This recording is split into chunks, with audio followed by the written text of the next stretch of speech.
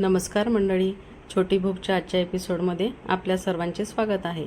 तर आपण आज बघणार आहोत चाट कटोरीची रेसिपी। तर आपण या चॅनलवर अगदी साध्या, सोप्या आणि कमी साहित्यात तयार होणाऱ्या रेसिपीज बघत असतो। तर मग आपल्याला चाट कटोरी बनवण्यासाठी सर्वात आधी कटोरी बनवायची आहे। तर ती कशी बनवायची चला बघूया। आता ही कटोरी बनवण्यासाठी मी 2 वाटी मैदा घेतला आणि त्यामध्ये 2 टेबलस्पून तेल ॲड केलेलं आहे। आता हे तेल आपण छान व्यवस्थित पद्धतीने आपण या मैद्याला लावून घ्यायचं आहे। आता हे तेल लावल्यानंतर यामध्ये ओवा टाकून आपण छान त्याचे डो बनवून घेतलेला आहे आणि या डोचे आपण 7 ते 8 निंबा एवढे गोळे बनवून घेतले आणि हे गोळे लगेच लाटायला घेतलेले आहे। आता याची छान छोटीशी पोळी तयार करून आपण ही पोळी अगदी पातळ लाटायची आहे, जेणेकरून आपल्याला दुसऱ्या बाजूला आपला हात दिसेल अशा पद्धतीने पातळ लाटायची आहे। आता ह्या लाटलेल्या पोळीला ना मी फोर्कच्या साहित्याने छोटे छोटे छिद्र बनवून घेतलेले आहे। जेव्हा आपण कढईत तळायला टाकतो ना वाटीला लावून, तर ही पोळी फुगली नाही पाहिजे यासाठी आपल्याला याला छिद्र बनवून घ्यायचे आहे।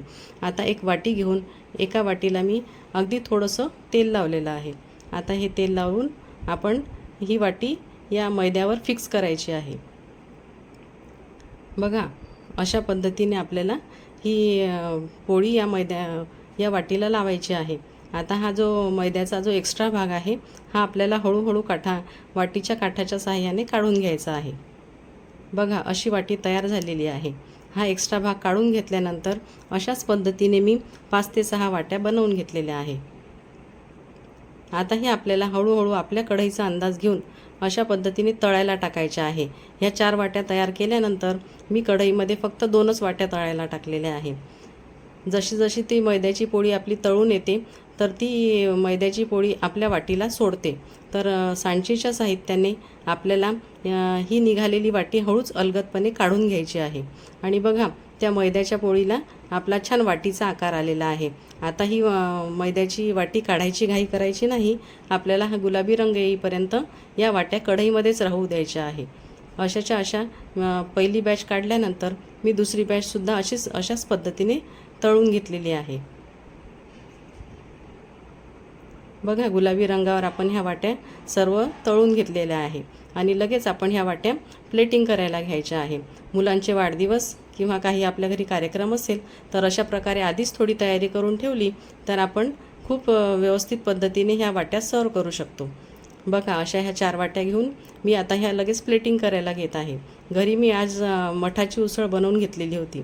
ते मटकीची उसळ याच्याऐवजी तुम्ही कुठल्याही प्रकारचं स्प्राउट्स वापरू शकता। आणि कांदा टमाटर आधीच कट करून ठेवलेला होता। ह्या वाट्या आपल्याला घरात 7 ते 8 दिवस स्टोअर करून सुद्धा ठेवू येतात। तर मी बॉईल करून ठेवलेला बटाटा, कांदा, टमाटर आणि त्यावर हिरवी चटणी आणि चिंचेची लाल चटणीसुद्धा टाकलेली आहे। तुमच्या आवडीनुसार तुम्ही यामध्ये दही वगैरे सुद्धा टाकू शकता आणि डाळिंबाचे दाणे पण। मुलं अगदी हे सर्व आवडीने खातात। बघा, हे स्प्राउट्स टाकल्यानंतर ही वाटी आपल्याला अगदी गच्च भरायची आहे आणि त्यावर मी थोडीशी शेवसुद्धा भुरभुरलेली आहे, त्यामुळे ती बघा दिसायला अगदी सुंदर दिसत आहे। अशा प्रकारे आपली चाट कटोरी तयार झालेली आहे। ही रेसिपी नक्की बनवून बघा। व्हिडिओ आवडल्यास लाईक, शेअर आणि सबस्क्राईब नक्की करा।